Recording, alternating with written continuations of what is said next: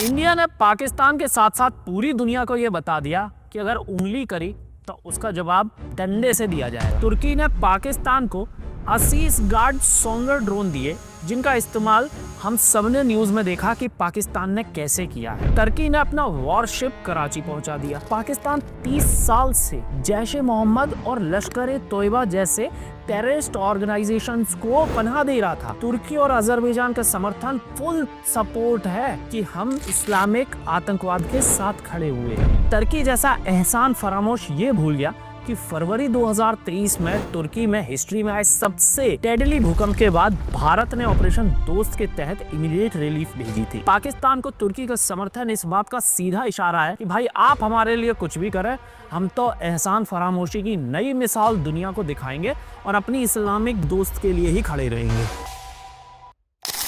India ने पाकिस्तान के साथ साथ पूरी दुनिया को यह बता दिया कि अगर उंगली करी तो उसका जवाब डंडे से दिया जाएगा, और कहां पर वो नहीं बताऊंगा। लेकिन इस डंडे की चाहत दो महान देश रखते हैं जो इस दुनिया में ना हो तो शायद पूरी दुनिया भुखमरी से मर जाए।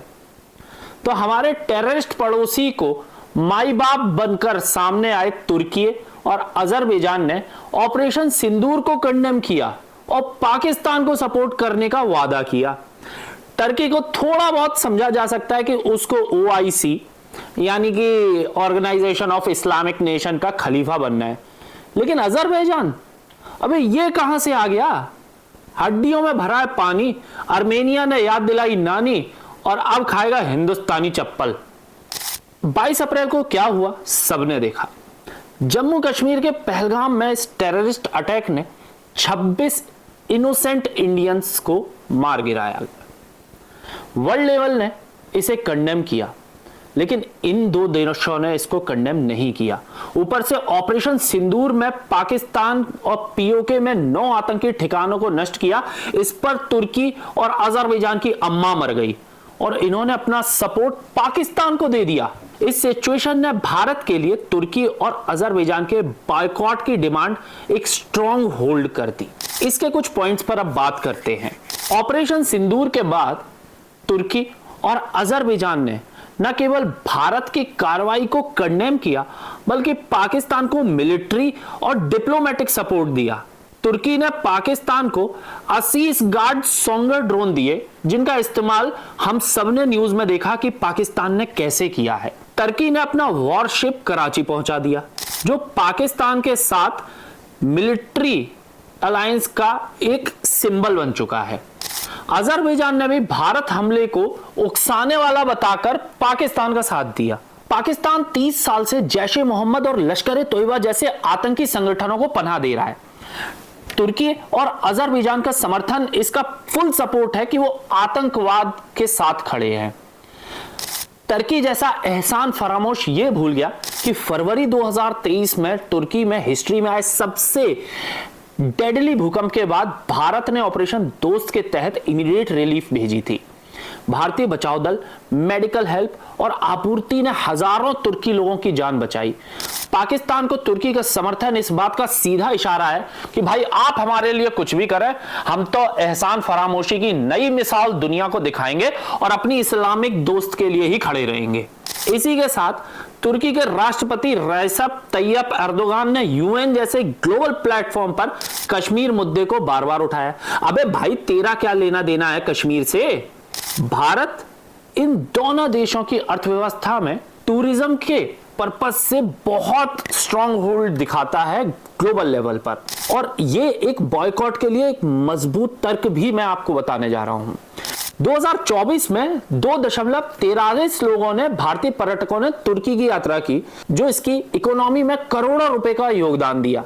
इस्तांबुल और कैपाडोसिया में भारतीयों को सबसे ज्यादा मजा आता है ट्रैवल करने में। सेम 2024 में लगभग 1,17,000 इंडियंस ने बाकू में दौरा किया। भारत अजरबैजान के कच्चे तेल का तीसरा सबसे बड़ा खरीदार भी निकला। अब अगर हम बॉयकॉट की बात करते हैं ना, तो भारत इन दोनों देशों के बीच में 12 अरब डॉलर का ट्रेड करता है, जिसमें टूरिज्म का एक बड़ा हिस्सा है। बॉयकॉट से इन दोनों देशों को काफी नुकसान होने वाला है। ऑपरेशन सिंदूर से भारतीयों ने तुर्की और अजरबैजान की यात्राएं रद्द कर दी हैं। ट्रैवल कंपनियां जैसे एक्सिगो, मेक माई ट्रिप और अदर ट्रैवल कंपनियों ने इन देशों के लिए बुकिंग को भी कैंसिल कर दिया है। एक्स पर भी हैशटैग बॉयकॉट तुर्की अजरबैजान ट्रेंड कर रहा है, जिसमें भारतीयों ने ग्रीस और आर्मेनिया जैसे ऑप्शंस को चुनना शुरू कर दिया है। अब बात करते हैं इन दोनों कंट्रीज का बॉयकॉट इंडियंस को क्यों करना चाहिए। इंडिया को टर्की और अजरबैजान का बॉयकॉट करने का कोई ठोस कारण है, उसकी बात करते हैं। सबसे पहला है नेशनल सिक्योरिटी। टर्की ने जो पाकिस्तान को ड्रोन दिए वो हमारी वेस्टर्न बॉर्डर पे 36 एरियाओं पर उसने घुसपैठ करने की कोशिश करी थी। यह सबसे बड़ा कारण है सिक्योरिटी का। दूसरा है बॉयकॉट भारत का स्पष्ट संदेश होगा कि वो आतंकवाद समर्थक देशों के साथ कोई समझौता नहीं करेगा और ये बाकी देशों को भी भारत के लिए एक ऐसी ही नीति से बचने की चेतावनी होगी। तीसरा हो सकता है हमारा खुद का आत्मसम्मान। 2023 में तुर्की की मदद करने के बावजूद तुर्की का पाकिस्तान को सपोर्ट करना भारत की उदारता का सीधा सीधा मुंह पर जूता है। बॉयकॉट भारत के आत्मसम्मान को बहाल करेगा, सीधी सी बात है, वो भी ग्लोबल नेटवर्क पे। अब भैया जाएं तो जाएं कहां। अब सवाल ये आता है कि भैया अगर आर्मेनिया ने, अगर अजरबैजान नहीं जा सकते तो जाएं कहां, और टर्की नहीं जाए तो ग्रीस, आर्मेनिया और अदर ऐसी कंट्रीज हैं हमारे ईस्टर्न हेमिस्फीयर में जो देश भारत के मित्र हैं, दोस्त हैं और वो टूरिज्म के लिए एक परफेक्ट स्पॉट है। अब बात करते हैं कि बॉयकॉट से इंडिया को कितना नुकसान हो सकता है। ऐसा तो है नहीं कि सिर्फ इन दोनों को होगा। इसके कुछ पॉइंट्स पर नजर डालते हैं जो हमारे लिए समझना बहुत जरूरी है। पहला है फाइनेंशियल लॉस। भारत और इन दोनों देशों के बीच 12 अरब से ज्यादा का व्यापार होता है। टर्की भारत को ऑटोमोबाइल पार्ट्स और केमिकल्स इंपोर्ट कराता है, जबकि अजरबैजान कच्चा तेल देता है। बॉयकॉट से आपूर्ति श्रृंखला प्रभावित हो सकती है, लेकिन हर चीज का कोई ना कोई ऑप्शन निकलते हैं। इसके भी कुछ ऑप्शन हैं, जैसे हमने पहले ईरान के बाद हमने रशिया से तेल खरीदना शुरू किया था, ऐसे ही हमारे पास कई ऑप्शन सामने आते हैं। अगर टूरिज्म की बात करें तो भारतीय ट्रैवल एजेंसियां और एयरलाइंस जैसे इंडिगो हो गई, उसने तुर्की और अजरबैजान के लिए उड़ानें करती रहती है।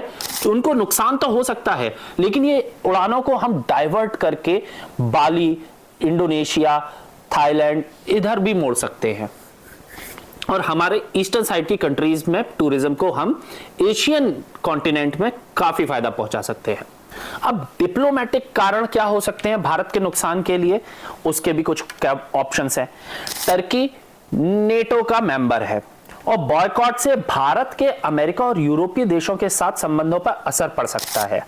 लेकिन अदर ग्लोबल प्लेटफॉर्म्स जैसे क्वाड हो गया, सेंटो हो गया और जी समिट्स हो गए, वहां भारत अपनी स्ट्रॉन्ग होल्ड रखा ही हुआ है। इससे कोई ज्यादा फर्क नहीं पड़ने वाला है। इसके साथ साथ एनआरआईज, तुर्की में हजारों एनआरआई हैं जो वहां आईटी सेक्टर में काम कर रहे हैं। बॉयकॉट से उनकी नौकरियों पर खतरे पड़ सकते हैं, लेकिन ग्रोइंग भारत और डिफरेंट कंट्रीज में इन लोगों को ज्यादा बेस्ट अपॉर्चुनिटी मिल सकती है। अब बात करते हैं कि इसमें भारत का आगे का रास्ता क्या होना चाहिए। बॉयकॉट को इफेक्टिव बनाने के लिए भारत को कुछ कदम उठाने की बहुत जरूरत है। सबसे पहला है स्टेप वाइज कंप्लीट। अब इस बॉयकॉट में भारत का आगे का रास्ता कैसा होगा, इसे इफेक्टिव बनाने के लिए क्या कर सकते हैं, अब थोड़ा उन पॉइंट्स पर नजर डालते हैं। सबसे पहला होगा step wise boycott. Complete trade ban नहीं किया जाए। इंडिया टूरिज्म और नॉन एसेंशियल इंपोर्ट्स को मार्क कर सकता है।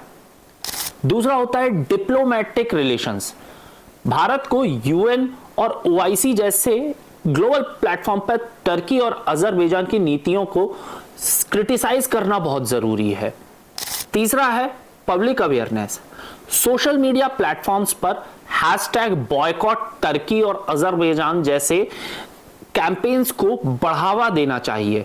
इसमें गवर्नमेंट को भी आगे आना चाहिए और भारतीयों को ग्रीस, आर्मेनिया और अलग डेस्टिनेशंस की ओर मुड़ना चाहिए।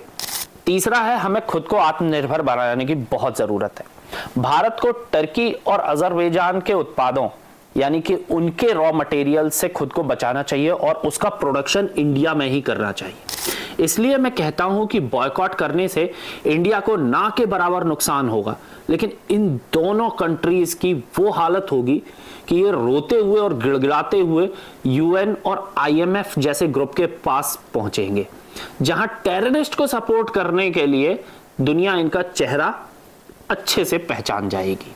और भारत के स्ट्रॉन्ग होल्ड को हम सब देख ही चुके हैं। अगर आपको ये वीडियो पसंद आया तो इसको शेयर, लाइक और हमारे चैनल आचरण न्यूज को सब्सक्राइब जरूर करिएगा। मैं आपसे मिलूंगा अगले वीडियो में, तब तक के लिए थैंक यू।